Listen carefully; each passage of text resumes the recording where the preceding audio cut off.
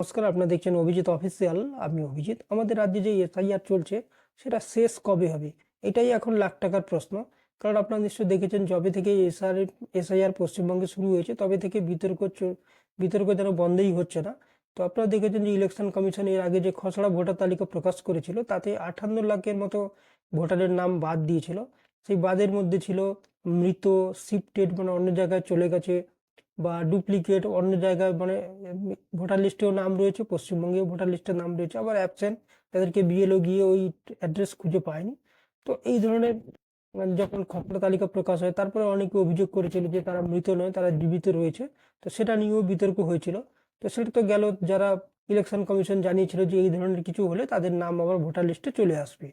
তো তারপরে দেখা গেল যে প্রায় 1,23,00,000 মানুষকে হিয়ারিং এ ডাকা হলো। কারণ হচ্ছে লজিক্যাল ডিসক্রিমিনেন্সি, কারণ হয়তো টাইটেলের বানান ভুল, বাবার সঙ্গে ছেলের বা স্বামীর সঙ্গে হাজবেন্ডের ইত্যাদি, বা কারোর ডকুমেন্ট ভুল রয়েছে, কারোর ডেট অফ বার্থ বাবার ডেট অফ বার্থের সঙ্গে মিলছে না, মানে বয়সের গ্যাপ রয়েছে ইত্যাদি কারণে প্রায় 1,23,00,000। আর আনম্যাপড মানে 2002 সালে যে এসআইআর হয়েছিল তার সঙ্গে যাদের বর্তমান ম্যাপিং পাওয়া যায়নি, তো সেই ধরনের প্রায় 30 লাখ, টোটাল 1,53,00,000 মানুষকে হিয়ারিং এ ডাকা হয়েছিল। তো তার মধ্যে ইলেকশন কমিশনের বা এইআরও বা ইআরও যাদেরকে অ্যাপ্রুভ করার তারা অ্যাপ্রুভ করে দিয়েছেন, বা যাদেরকে রিজেক্ট করার নিশ্চয় করে দিয়েছেন। সেটা যখন ফাইনাল ভোটার লিস্ট হবে জানতে পারবো। এর মধ্যে যেটা বিতর্ক দানা বেরিয়েছে সেটা হচ্ছে 60 লক্ষ ভোটারকে নিয়ে। সে 60 লক্ষ ভোটারের কারণ হচ্ছে ডিসপুট এই কারণে হচ্ছে যে এইআরও বা ইআরও তাদেরকে অ্যাপ্রুভ করতে চাইছে, কিন্তু ইলেকশন কমিশনের যিনি প্রতিনিধি রয়েছেন, মাইক্রো অবজারভার রয়েছেন বা রোল অবজারভাররা রয়েছেন, তারা ওটাকে অ্যাপ্রুভ করতে চাইছেন না। তাদের যুক্তি যে ওদের ভোটার লিস্টে নাম থাকার কথা না, কিন্তু এইআরও বা ইআরওরা চাইছেন যে হ্যাঁ তাদের ভোটার লিস্টে নাম থাকা উচিত।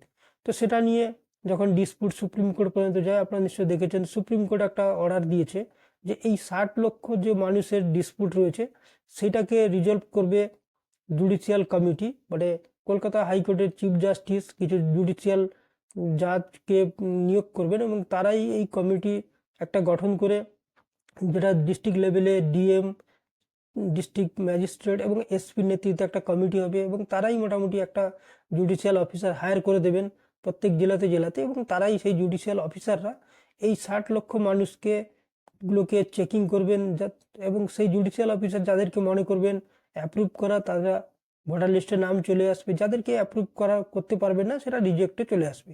কিন্তু প্রবলেমটা অন্য জায়গায় হচ্ছে, এই 60 লাখ ভোটারকে যে অল্প সময়, কারণ আপনারা জানেন নির্বাচন প্রায় মাথার উপর চলে এসছে, কারণ 7 মের মধ্যে কিন্তু নতুন সরকার গঠন করতে হবে, তার আগে ইলেকশন যে কোনোভাবে কমপ্লিট করতে হবে, নাহলে কিন্তু রাজ্যে রাষ্ট্রপতি শাসন জারি হয়ে যাবে। তো তার আগে যদি ইলেকশন কমপ্লিট করতে হয় ফাইনাল ভোটার লিস্ট পাবলিশ করতেই হবে। কিন্তু যেহেতু সুপ্রিম কোর্ট বলে দিয়েছে যে 28 তারিখে ফাইনাল ভোটার লিস্ট একটা পাবলিশ করে দিতে হবে, তারপরে এই 60 লাখ যে ভোটার রয়েছে সেই 60 লাখ ভোটারে জুডিশিয়াল অফিসাররা যতজন মানুষকে অ্যাপ্রুভ করবে তাদের সাপ্লিমেন্টারি একটা লিস্ট বেরোবে, এবং সেই অনুযায়ী তাদের ভোটার লিস্টে নাম থাকবে। এবং সেই সাপ্লিমেন্টারি লিস্টটা বেরোনোর লাস্ট দিন হচ্ছে যখন ভোটটা ডিক্লেয়ার হয়ে যাবে, নমিনেশন করার শেষ দিন যেটা থাকবে সেই দিন পর্যন্ত এই নামগুলো যোগ হতে পারবে। তো এখন মুশকিল হচ্ছে সেই দিনটা তো আর বেশি দিন সময় নেই, আর মাত্র 1.5-2 মাস রয়েছে। তো তার মধ্যে যদি এই 60 লাখ মানুষের মানে যেটা ডিসপুট রয়েছে রিজলভ করতে হয়, যে সংখ্যক জুডিশিয়াল অফিসার প্রয়োজন সেটা কিন্তু এই মুহূর্তে নেই, বা এটা করা সম্ভব না এত কম সময়ের মধ্যে। কিছু মানুষ দেখা যাবে যে এই 60 লক্ষ মানুষকে কোনোভাবে জুডিশিয়াল অফিসাররাও এটাকে ভেরিফাই করতে পারছে না বা চেকিং করতে পারলে না, তাহলে কি হবে? তো শেষ পর্যন্ত এটা নিয়ে অনেক বিতর্ক হয়েছে। আবার দেখা যাবে যে এই যে 28 তারিখে ফাইনাল ভোটার লিস্ট হবে, তাতে মূলত ইলেকশন কমিশন যেটা জানিয়েছে যে 3টে লিস্ট থাকবে। একটা হচ্ছে অ্যাপ্রুভ মানে তাদের ভোটার লিস্টের নাম উঠে গেছে, তাদের আর কোনো কিছু সমস্যা নেই, তো তাদের নিয়ে কোনো ঝামেলা হবে না। নেক্সট থাকবে একটা ডিলিশন, যে তাদের ভোটার লিস্ট থেকে নামটা বাদ গেছে। এবার তাদের মধ্যে যদি কিছু জেনুইন ভোটার থাকে তারা আবার কোর্টে চলে যাবে, তারা আবার অ্যাপ্লাই করবে, তো সেটা একটা আবার ঝামেলার বিষয় থাকবে। নেক্সট হচ্ছে যে অ্যাডজুডিকেশন, মানে এই যে 60 লাখ মানুষের যাদের ভাগ্য নির্ধারণ করছেন জুডিশিয়াল অফিসাররা, সেইগুলো এই 60 লাখের মধ্যে কতজনের নাম আবার বাদ যাবে সেটাও একটা সংশয়। এবং সেইটা যদি নির্বাচন যদি নির্ঘণ্ট ঘোষণা করে ইলেকশন কমিশন, সেই সময়ের মধ্যে যদি এই 60 লাখ মানুষের ভোটার লিস্টের নাম মানে চেকিং করে না তোলা যায় বা রিজেক্ট করা যায়, তাহলে কিন্তু একটা বড় সড়ো তখন ঝামেলার থেকে ইলেকশন কমিশন তো কখনো এটাও করতে পারে না যে কিছু মানুষের ভোটার লিস্টের চেকিংই করলো না, তাদের নামগুলো বাদ দিয়ে দিল, এই 28 তারিখে যে ভোটার লিস্ট বেরোলো সেই অনুযায়ী ইলেকশন হয়ে যাবে।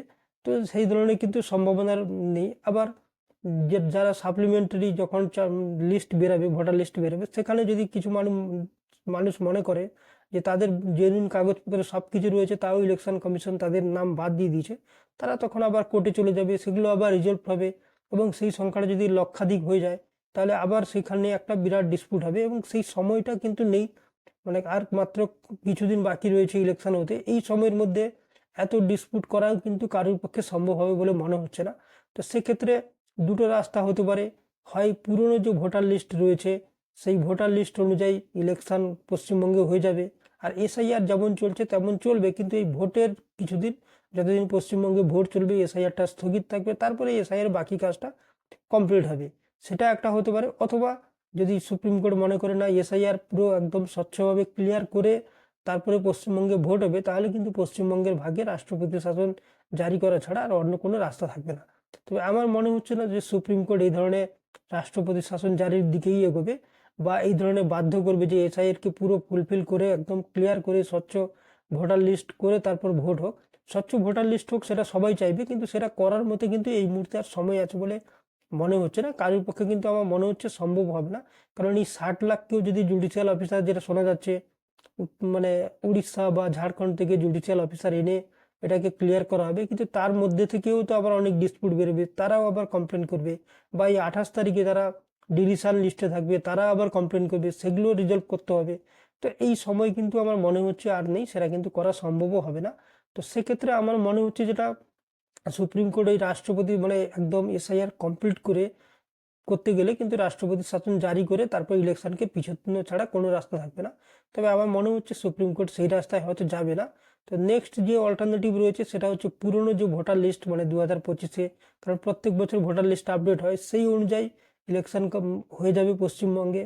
আর এসআইআর কাজটা সেই যতদিন পশ্চিমবঙ্গে ইলেকশন হবে ততদিন স্থগিত থাকবে, তারপরে পশ্চিমবঙ্গে ভোট মিটে গেলে আবার এসআইআর ক্লিয়ার, মানে এসআইআর কাজ চলবে এবং তারপরে একটা ফাইনাল ভোটার লিস্ট ক্রিয়েট হবে, মানে তৈরি হবে। তো আমার মনে হচ্ছে এইটাই একমাত্র রাস্তা হতে পারে হয়তো। তো দেখা যাক এখনো পর্যন্ত যে স্ট্র্যাটেজি ইলেকশন কমিশন নিয়েছে বা সুপ্রিম কোর্ট যেভাবে নির্দেশ দিচ্ছে বা যেভাবে কাজ হচ্ছে, তাতে কিন্তু আমার মনে হচ্ছে না যে পুরো এসআইআর কমপ্লিট করে স্বচ্ছ ভোটার লিস্ট তৈরি করে পশ্চিমবঙ্গে ভোট করা সম্ভব হবে। হয় পুরনো ভোটার লিস্টেই পশ্চিমবঙ্গে ভোট করতে হবে, অথবা রাষ্ট্রপতি শাসন জারি করে পশ্চিমবঙ্গে ভোট করতে হবে, অথবা কিছু মানুষকে মানে এই 60 লাখ মানুষের নিষ্পত্তি না করে তাদেরকে রেখে দিয়ে যে পশ্চিমবঙ্গে ভোট হয়ে যাবে, কিন্তু সেটা আমার মনে হচ্ছে সম্ভব হবে না। কারণ 60 লাখ মানুষকে বাদ দিয়ে তাদের মধ্যে যদি জেনুইন ভোটার যদি আমি ধরলাম 1 লাখ 2 লাখও থাকে, তাদেরকে বাদ দিয়ে ভোট হয়ে যাবে, এটা গণতন্ত্রের পক্ষে সম্ভব না, এটা করাও মানে সংবিধান বিরোধী হয়ে যাবে।